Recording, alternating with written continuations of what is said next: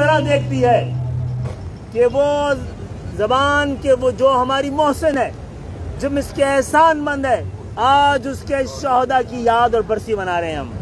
وہ کون سی قوتیں تھیں، وہ کون سے لوگ تھے، وہ کون سی سازشیں تھیں جنہوں نے اردو کی محبت میں، اردو کی بقا کے خاطر، اردو کی نفاذ کے لیے اور اردو کو مسلمانوں کی شناخت اور پہچان سمجھتے ہوئے اس کے لیے جان دی تھی۔ وہ کون ہے جنہوں نے جان لی تھی؟ معزز صحافی حضرات، یہ وہ سازش ہے جو پاکستان کے خلاف سب سے بڑی ہوئی ہے۔ یہی وہ سازش تھی اردو کے ذریعے، اردو کے خلاف سازش کر کے اس ملک کے پاکستان کو، قائد اعظم کے پاکستان کو دولخت کیا گیا۔ قائد اعظم کے پاکستان میں مکمل طور پہ پورے پاکستان کا یہ مشترکہ فیصلہ تھا کہ پاکستان کی قومی زبان اردو ہوگی، لیکن قائد اعظم کے پاکستان سے کھیل دیا گیا۔ اور یہ بھٹو کے پاکستان میں، بھٹو صاحب کے دور میں، پاکستان پیپلز پارٹی کے دور میں یہ ہوا ہے۔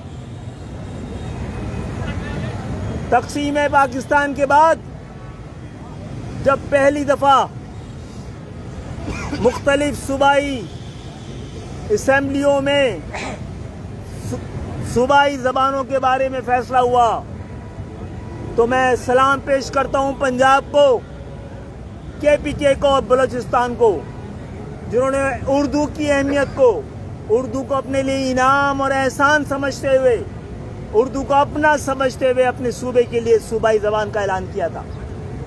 مسئلہ یہاں پہ تھا، یہاں پہ کچھ لوگ سندھو دیش کا خواب سجائے بیٹھے ہیں اور اردو کو اپنے لیے سب سے بڑی دیوار سمجھتے ہیں، اور اس دیوار کو گرا دینے کے دن آج ہم یہاں موجود ہیں۔ اور انشاءاللہ تعالی جب تک یہ وطن قائم ہے، اردو کی شان قائم ہے، اردو کا نفاذ ہوا ہو یا نہیں ہوا ہو، اس کا اثر بڑھتا جا رہا ہے۔